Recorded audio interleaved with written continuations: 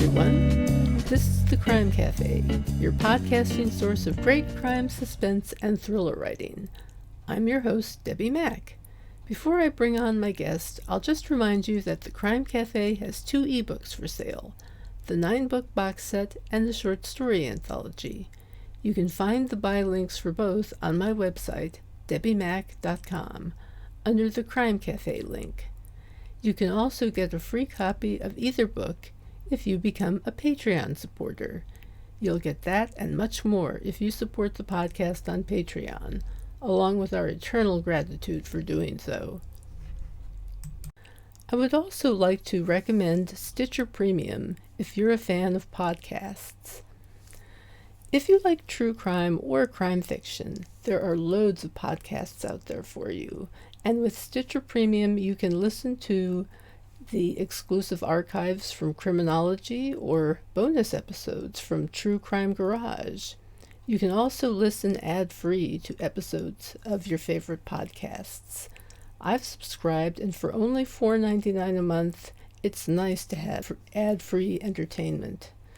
Just go to stitcher.com/premium and use the promo code CRIMECAFE, that's one word, all caps, to try it out. Absolutely free for a month. With me today is an author who, along with her Wine Valley Mystery series, has written a standalone set in Saudi Arabia and a middle grade fantasy book, both of which have been shortlisted for awards.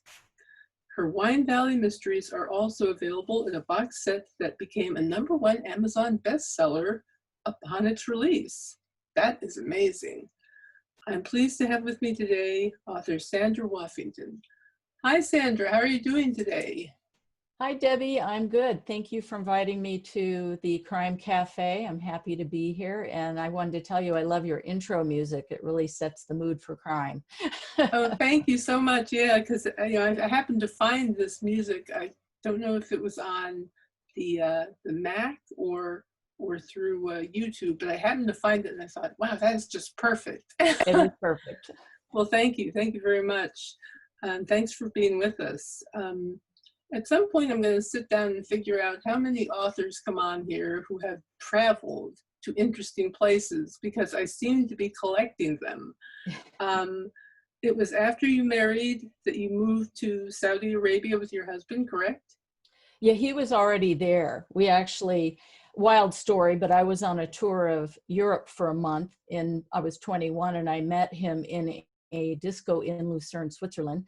He was there on business from Saudi Arabia, even though he was an American.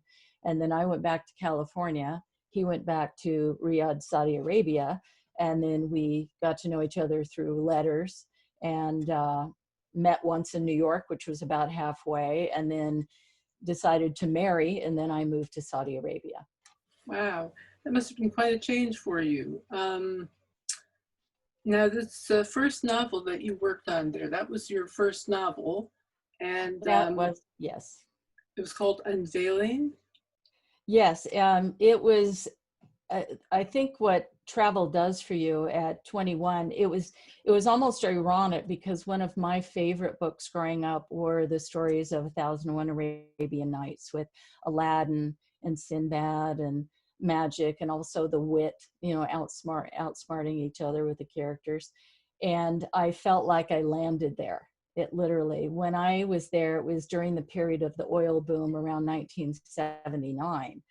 And it was still camels in the desert. I look at Riyadh today and it's a fast-paced city, but it was quickly disappearing. And I was fortunate enough to meet Safia bin Zaghar, who is a renowned Saudi female artist.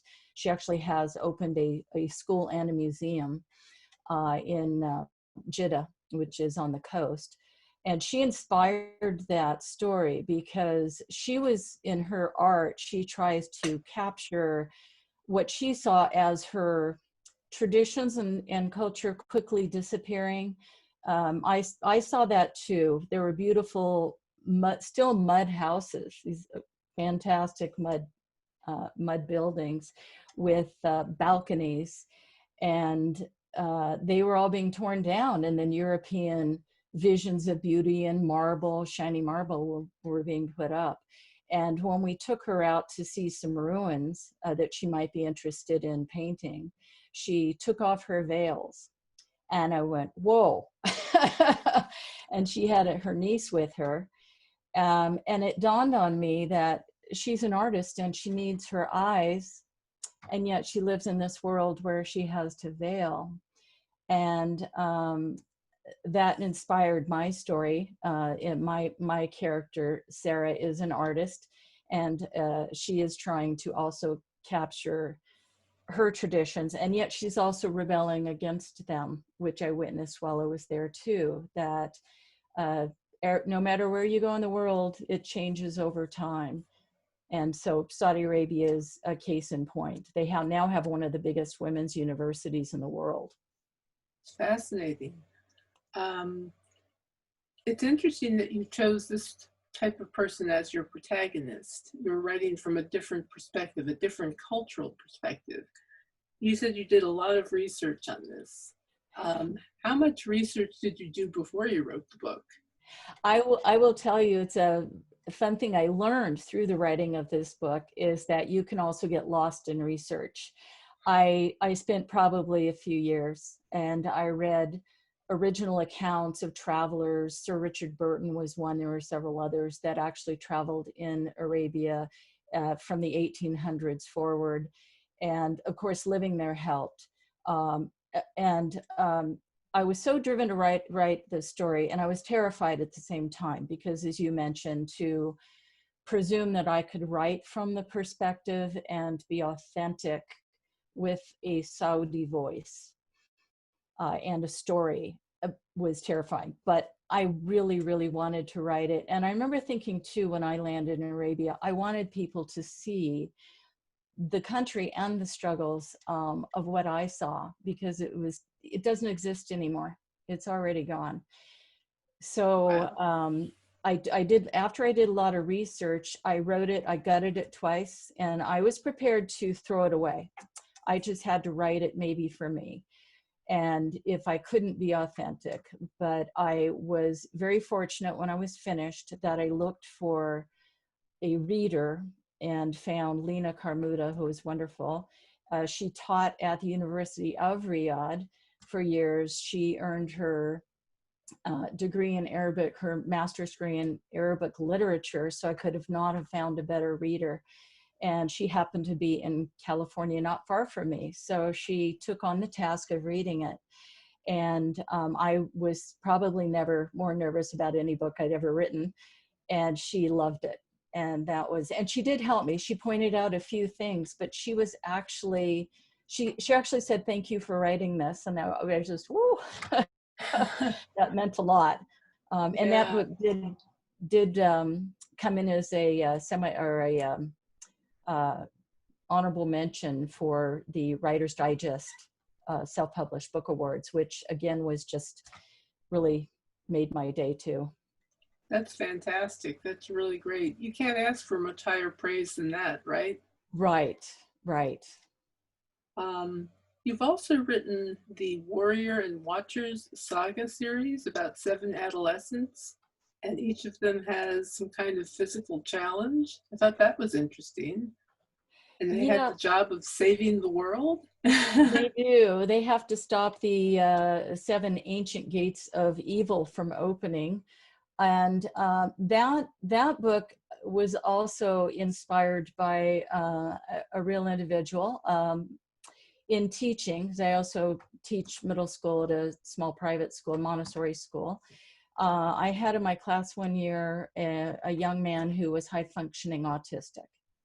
And I think it changed all of our worlds that year, including his. He had the first birthday party. My students were so nurturing. Of trying to, just incorporate him in everything they did. He had his first birthday party, his mom told me, with the whole class went. But I realized I like to use the word differently abled. And in all of my, no matter, that's what I see in the world. And so not only did I want to create a book that was about diversity, but also one about how everybody needs heroes, and I don't think there are enough books out there. I've read a lot of literature too, I on the differently able types of books, and they're a lot about overcoming difficulties instead of about the uniqueness of individual people. So in this series, which is really fun, each one takes place in a different mythological underworld. The first one is Hades Tartarus, so it's the Greek mythology. The one I'm just finishing now, Evil Hears, takes place in the Japanese and Chinese mythological world. And what's fun though is each of these characters, because of their unique abilities, it ends up being a bit of a superpower, that it's something that they can do. For example, Amir is blind, and in one scene he saves the day because that's a skill set that that proves useful in that particular setting. So that series is very dear to my heart, coming from the inclusion. It just sounds wonderful, because, you know, it really emphasizes how just because you lack one ability doesn't mean you can't make up for it with others. Exactly. My student, the same student, I still tutor him occasionally, and he's now in junior college. So yes, we all have, we're all a part of the world. We all have skill sets we can use. I love that.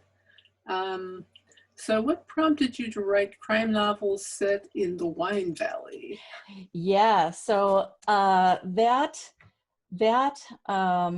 love murder mysteries, for one thing. I've grown up on, you know, all of Agatha Christie's Poirot, Midsummer Murders, you name it. If there's a Murder, She Wrote, I've grown up with it, and I've always loved genre.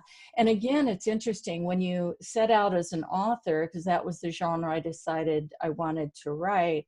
I was still nervous. It's one thing to watch a lot of mysteries and read them, but it's another to sit down and write them. So I do live in Southern California. So Wine Valley is based upon the Temecula region. So, except of course, it's all fictional. And it's been a great locale because we have, you have the beach not far away. My two main characters I really love. They just keep growing with me in every book. We have Detective Max King and Dr. Joy Burton, and they're complete opposites. Max is blonde, blue-eyed hunk, and they're both 26 when the book starts, and then they turn 27. And Dr. Joy Burton, who is a forensic psychologist, is the opposite. She's the dark noir character. I like to say that if Wednesday Addams grew up and became a forensic psychologist, she would be Dr. Joy Burton. So in fact, Wednesday Addams is her sort of alter ego, I guess you would say. And the fun thing with this series is that even though they're a standalone murder for each one, which is unique, there is a subplot, which is that Max and Joy discover that they are in fact fraternal twins, and they have the same mother but two separate fathers. There's a fun of research that really can happen. And when they were 3.5, their house exploded, and they were adopted by two separate lawmen. David King becomes the chief of police of Wine Valley, and Joy is adopted by Sam Burton, who was an FBI agent. And when the story starts, so they grew up apart. And then after the fathers die within a few months of one another, Joy finds clues that lead her to Max. And then they start working together because she's the forensic psychologist and he's a detective. And so she stays in Wine Valley. And so yeah, it's a fun series. Wow, that's really interesting. So each book is like a different mystery, but there's this overarching storyline between the two protagonists? Correct, yes. And that will eventually come to a head, and all will be revealed. And then and then it will go on just more as a, you know, more of a straight up murder mystery from that point forward. Huh.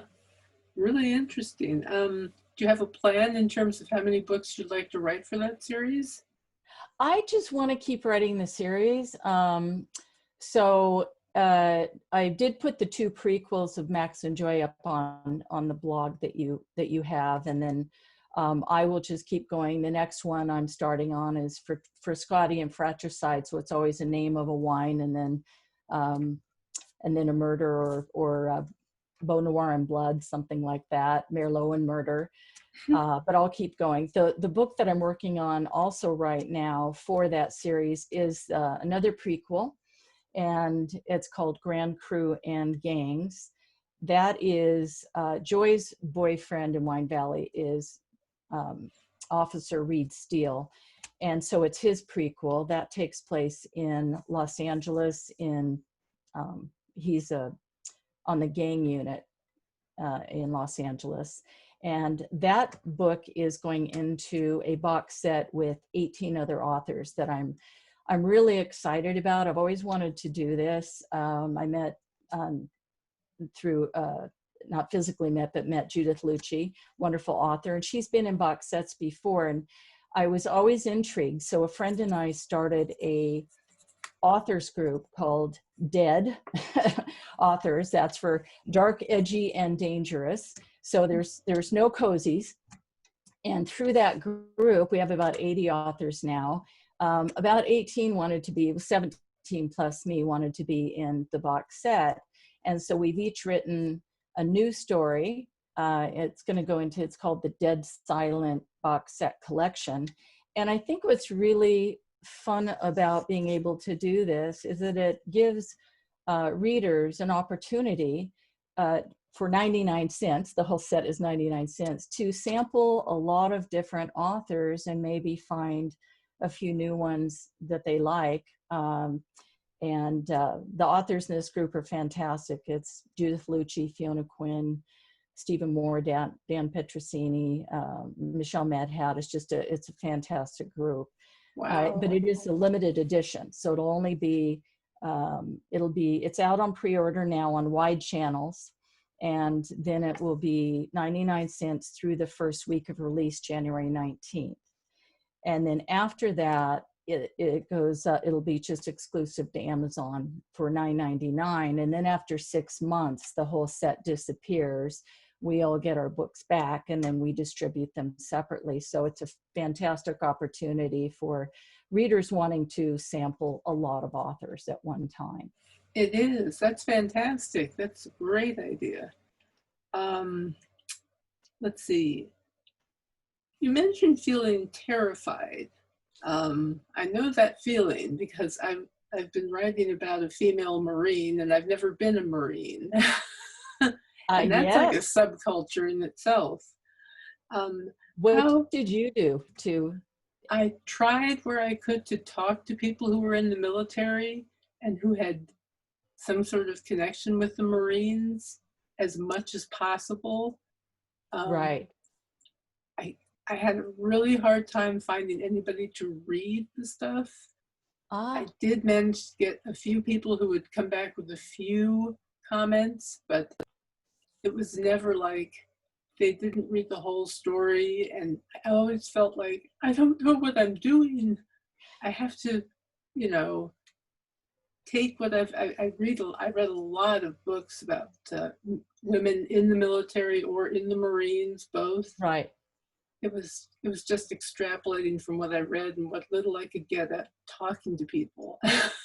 But the good news is you're doing it anyway. I think that's what inspires us. We get that story, and you do tell it. You do tell it about the female Marine, which is awesome. I find with the murder mystery series, I'm always learning new things. I start with character and building characters, but one character is a snake milker. I didn't know anything about that, but you go research, and then you fill in the gaps somehow, trying to make it as real as possible. Exactly. I mean, at some point, kind of human nature kicks in and you kind of understand what they might do in a situation, that kind of thing. Exactly. I think that's where the research really pays off, or reading, as you said, about an actual account. That does pay off. That's why I start with character in my stories. Until that character becomes real to me, then I don't feel like I can write them. I know their dialogue. For example, Max and Joy, they've evolved. So even though they weren't raised together, they sometimes joke almost like they were children because they didn't have that time together, and so they fall into this, thing with puns, going back and forth. And then at other times, they're very opposite. But you're always learning more about each character as you go along too. I mean, I didn't know anything about forensic psychology either, and she's a forensic psychologist. So the fun thing I have been able to do is with each book, she teaches one night a week as well. And so I'll try to build in a scene where she gives a lecture, and it always ties into the case. Might be one time about serial killers, or it might be about interrogation techniques, or something that ties in. Yeah, yeah. And how do you push past that feeling of terror, though? What helps you with that? I think just jumping in and writing it. Particularly, I can go back to Unveiling. As I said, I gutted it twice, but I learned a lot. One thing was the research. The next thing is I should have spent probably more time on the specific character. That would have helped. So that helps me push past it. When I feel like I really know who this character is, I feel that I can write them. I've gotten better with research too, where I was saying I got lost in it before and I spent so much time on research. And I realized at one point, I think I was using research as an escape, because I can go research more instead of writing the story. But as you know, at some point you have to sit down and you need to, if you're going to do it, you have to write the story. And finally to myself, I said, you need to either do this or stop talking about it. And so I sat down and I wrote it, and I gutted it, and then I rewrote it, and then I gutted it. But now I don't waste the time, because one thing I learned in that is the character analysis portion. You still learn things as you go. And then the other thing I've learned is research. I research before I write a book, which helps. If it's Pinot Noir and poison, for example, I researched poisons so that I knew what was going to be involved in the storyline, and that helped. But now what I call it getting in, finding what I need, and getting out. I don't get lost in the research. I'll go find what I need and say, oh yeah, that's it. That's perfect. And sometimes you find those lovely kernels that you can't wait to put in a book that are surprises for the reader as well. And then you move forward and you just keep writing. I try to write 3,000 to 5,000 words as a goal for each day of my writing days. And so that just helps me keep going forward. I was fortunate enough, long time ago, I got into a class taught by Saul Stein. It was a private little group. And I always remember he said, you have to get to the end. He said, then you can start rewriting, but you have to get to the end of the story and just write it. Mm-hmm. Yeah, you just have to start. That's what I always tell people. It's like, just start, no matter how you start. Even if it's just writing in a journal, just start. Right. And just turn off the editing side of the brain and just let it flow. Just let the characters talk, capture the scenes they're in. I always love it when characters surprise me because they do something in a scene I hadn't planned. That is just fun. But they take off on their own. And that's when it becomes very real. Very true. Very, very true. You took some really amazing photos, I thought, of the camel races in Saudi. ever think of selling stock photography? Just out of Oh, curiosity. I hadn't. Yeah, I don't. I do have a few pictures from that time. Yeah, I mean, I hadn't. That's an interesting idea. I could put a few up. Yes, Yeah, I have pick another up a few one. bucks. Yeah, I have another one I took. I learned how to dive in the Red Sea, which was fabulous. And we would go out at night, um, night diving, which is kind of scary. And I did once see in my flashlight beam a black tip reef shark. So that was a fun experience. And yeah. Wow. So I have a Oh my few. gosh.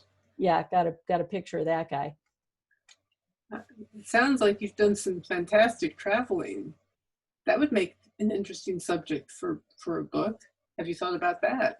I think the travel does come back in my in all of the books. It does come back for sure in the Warriors and Watchers saga series. Even though I think the one it doesn't take place in is probably Wine Valley. That one I'm in a specific locale. But with teaching every year, one thing I like that my school has always done is to try to plan a year-end trip for the children. This year was different. We didn't do it, but they fundraise all year long because we want them to be empowered. We don't want to hand them things. We want them to be empowered to learn that the world they can go anywhere. They can go see the world, and we encourage that. So it's one thing to teach the students about the rainforest, and then to take them on a trip to Costa Rica where they're zip lining through the canopy and learning about it firsthand. So yeah, travel, I haven't thought about travel writing per se, but I do find that exotic locales do come into the Warriors and Watchers saga series, and different diverse cultures as well. One book will take place in India, for example, so that's the books move around. That's fantastic. Now I I want still to love read to them. travel. Yeah, I didn't travel this year, but I still love to travel. There are a couple of places I'd like to still see in the world. Oh, me too, for sure. Let's see. And in addition to the project you have going in terms of is it the box set you Yes, the have? box set. Dead What are you Silent. working on now? I am working on just finishing the editing for Evil Hears, which is the second book in the mythological fantasy series. And then I have already outlined and done my character studies for Scotty and Fratricide, which will be book number 11 in Wine Valley Mystery Series. Yeah, I can't believe it already. It seems like every time I turn around, I've got to get a few more titles and book covers, which is Oh my great. gosh. Wow. Well, you're prolific. That's great. Working on it. That's fantastic. That's a good thing. Is there anything else you'd like to say before we finish up? Oh, no, I can't think of anything. I just again want to say thank you for providing this show. I am a fan of the Mystery Cafe, the Crime Cafe, and I've been listening myself to all the different authors, and I learn a lot. I think that's one thing that as an author, we're always learning too from other authors and people. I'm with you there, totally. I have learned so much just from doing this show, seriously. But I really appreciate your being here today, Sandra. Thanks so My much. pleasure. Don't forget, everyone, that Sandra has a book giveaway. 3 Kindle copies of books 1 through 4 of the Wine Valley Mysteries in box sets. So there you go. The winner will be selected on December 20th, so check her guest blog post